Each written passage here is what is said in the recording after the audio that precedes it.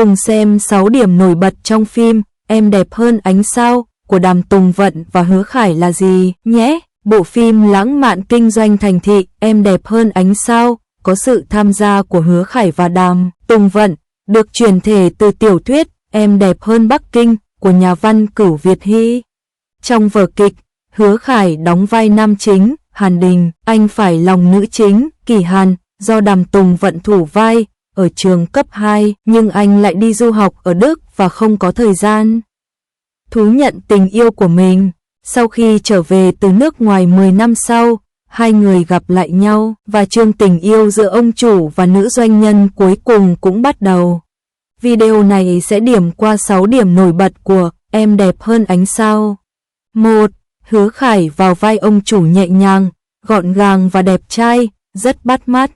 Trong Em đẹp hơn cả ánh sao, Hàn Đình do Hứa Khải thủ vai là một học sinh đứng đầu. Anh từng hợp tác với Kỳ Hàn, do Đàm Tùng Vận thủ vai để tham gia một cuộc thi dành cho sinh viên và giành được giải thưởng. Khi anh chuẩn bị tỏ tình thì bị đưa ra nước ngoài. Sau khi trở về Trung Quốc, hai người gặp lại. Kỳ Hàn đã có bạn trai nên Hàn Đình chỉ có thể đối xử thờ ơ với anh. Về mặt nghề nghiệp, Hàn Đình đã đưa ra lời khuyên cho doanh nhân Kỳ Hàn, thúc giục cô phát triển và cuối cùng đầu tư vào công ty của mình. Hứa Khải trong Em đẹp hơn cả ánh sao được miêu tả Hàn Đình là một ông chủ có thể làm mọi việc một cách dễ dàng, bất kể đồng đội của anh ấy di chuyển nhanh hay chậm, hay anh ấy đang sa sút, hành vi của anh ấy vẫn rất điềm tĩnh, gọn gàng và đẹp trai. Toàn bộ là siêu hấp dẫn. Sự hợp tác gần đây của Đàm Tùng Vận với Trinh Boran trong Hãy gọi tôi là giám đốc, với Lâm Canh Tân và Under the Brocade với Jen Chelen đã trở thành hit trong mọi bộ phim truyền hình. Vóc dáng cường tráng của cô ấy không nên đánh giá thấp. Lần này, Em đẹp hơn cả ánh sao, với sự tham gia của Đàm Tùng Vận và Hứa Khải cũng thành công, vang dội, một lần nữa chứng tỏ nữ thần phim truyền hình Đàm Tùng Vận được khán giả rất yêu thích. Trong bộ phim Em đẹp hơn ánh sao, Đàm Tùng Vận vào vai ông trùm học thuật Kỳ Hàn, người có kiến thức và kỹ năng rất chăm chỉ nhưng lại gặp phải những người không tử tế khi làm việc trong một công ty. Anh bị chèn ép mà không được đối xử tương ứng. Và sau đó quyết định khởi nghiệp, và trên con đường thành công của cô, Hàn Đình đã âm thầm ủng hộ cô hết mình, khiến khán giả theo dõi chương trình và ai cũng muốn trở thành ngôi sao. 3. Lời miêu tả về tình yêu còn cảm động hơn bạn thân Jin Chiên. Nhìn những người bạn thân của nữ chính Kỳ Hàn, do Đàm Tùng Vận thủ vai trong Em đẹp hơn ánh sao, mỗi người đều mạnh hơn người trước. Lily, người bán vàng, do Heroiction thủ vai, là bạn thân của Kỳ Hàn. Khi có tiền, cô ấy phân bổ tiền cho công việc kinh doanh của Kỳ Hàn. Cô ấy cũng là một mỹ nữ vô song, vậy thì có gì sai đâu. Tu Selman, người sống cùng Kỳ Hàn, là người dẫn chương trình phát sóng trực tiếp. Khi tin tức tiêu cực về công ty của Kỳ Hàn xuất hiện, anh ấy sẽ là người đầu tiên đứng ra bảo vệ người bạn thân nhất của mình, bởi vì cô ấy thích bạn trai cũ của Kỳ Hàn, Sao Hy Khẩn, nên mối quan hệ giữa hai chị em mặc dù có một khúc mắc trong lòng một thời gian nhưng sau đó nó đã được giải quyết. Tình bạn giữa bốn người này dường như đặc biệt ấm áp trong thế giới chiến tranh kinh doanh. 4.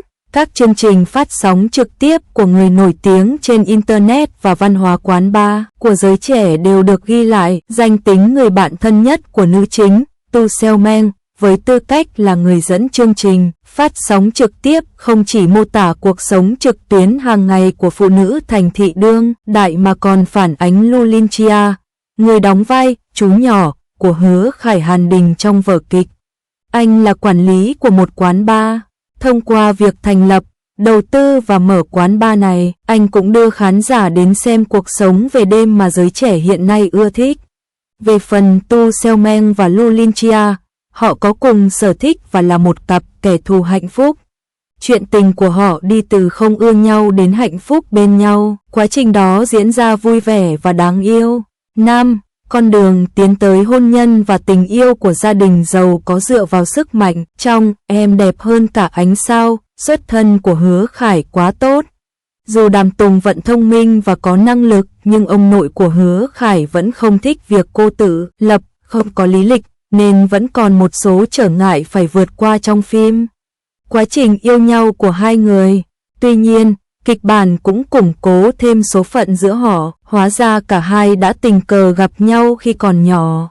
Có thể nói đó là số phận, chỉ là hành trình của cuộc hôn nhân giàu có này sẽ ngày càng phụ thuộc vào tình yêu giữa hai người và sức mạnh của Kỷ Hàn. 6. Các công ty công nghệ cam kết vì cuộc sống văn minh trong tương lai của nhân loại. Điều đặc biệt của bộ phim này là các công ty và công việc mà Đàm Tùng Vận và Đàm Tùng Vận cam kết đều liên quan đến công nghệ y sinh. Cả hai đều hy vọng có thể cung cấp dịch vụ y tế cho nhiều người hơn thông qua việc phổ biến dịch vụ chăm sóc y tế thông minh để phục vụ cuộc sống và cuộc sống. Sức khỏe, lý tưởng rất cao cả. Vở kịch cũng sử dụng một số câu chuyện điển hình để khán giả thấy được giá trị và sự cần thiết trong công việc của họ.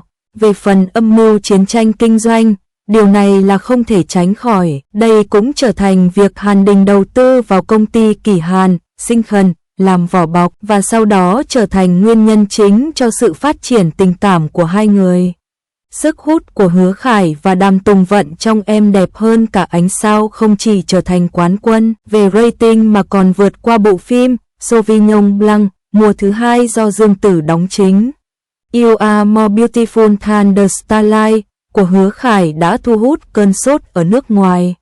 Kỹ năng diễn xuất tinh tế và khả năng lồng tiếng quyến rũ của Hứa Khải đã cùng nhau tạo nên sự tỏa sáng. Hứa Khải điều khiển chiếc sừng bằng trái tim và cùng nhau thực hiện hành trình Ánh Sao. Vào tháng 7 nóng nực này, bộ phim truyền hình dài tập mang tên Em Đẹp Hơn Ánh Sao giống như ngôi sao sáng nhất bầu trời đêm, soi sáng trái tim của vô số người hâm mộ phim truyền hình nước ngoài, đồng thời cũng lặng lẽ thực hiện bộ phim truyền hình dài tập mang tên Hứa Khải Đờ. Với sức hút độc đáo của mình, đã vượt đại dương và chiếm được cảm tình của rất nhiều người hâm mộ nước ngoài. Ellen Interview đã may mắn có được cuộc đối thoại chân tình với nam diễn viên quyền lực được mệnh danh là Overlord dưới những vì sao sáng này, đồng thời khám phá sự dịu dàng và kiên trì chưa từng biết đến đằng sau anh ta.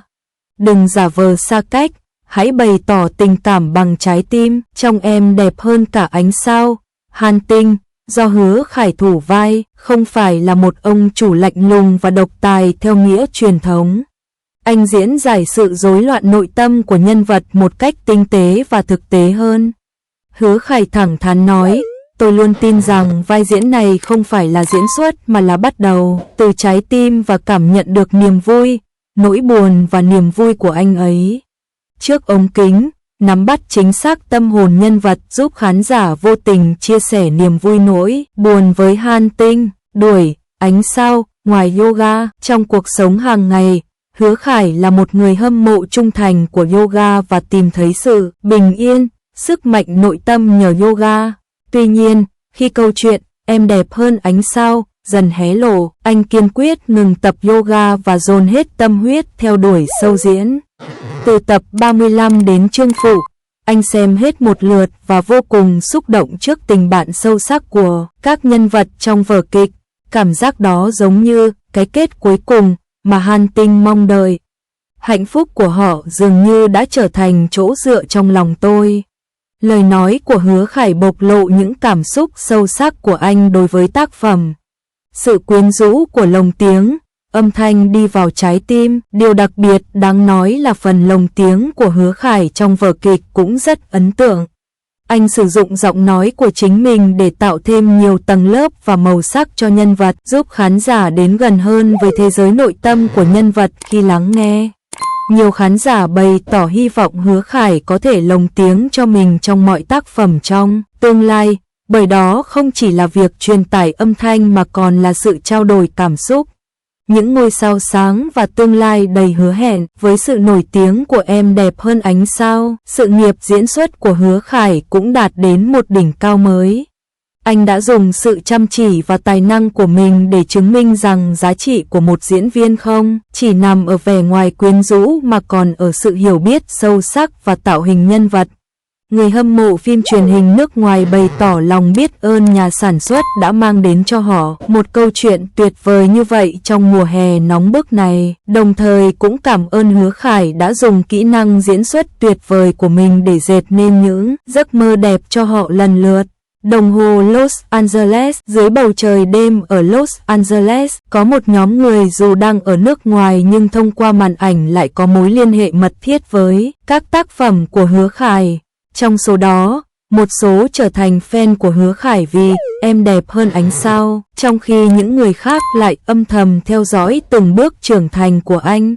Giờ đây, sự ủng hộ và yêu thương vượt qua ngàn núi sông này đã hội tụ thành sức mạnh ấm áp, bảo vệ sự nghiệp diễn xuất của Hứa Khải.